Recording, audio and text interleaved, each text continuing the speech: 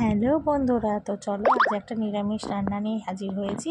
তো বানাবো হচ্ছে দই আলু আর দুধ পোলাও। তো দেখো, আমি দই আলু বানানোর জন্য আলুটা ভেজে নিয়েছি। খুব শর্টকাটের রান্না, খুব তাড়াতাড়ি হয়ে যায়।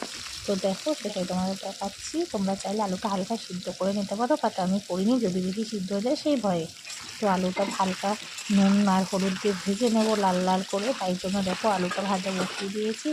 আলুটা একটু লাল লাল হলে তবেই হলুদটা দেবো, নাহলে না বেশি হলুদটা পুড়ে গেলে তখন কালো কালো একটা ভাব চলে আসে।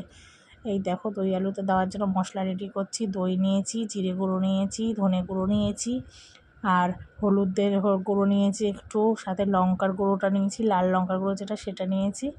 আর এই দেখো, একটু মিষ্টি দিয়েছি ব্যালেন্স করার জন্য। এইবার পেস্টটা রেডি করে বেশ কিছুক্ষণ রেখে দেবো, ততক্ষণ আলুটা ভাজা ভাজা হবে আর সিদ্ধ হবে, বয়েল হবে। কমিয়ে রেখেছি।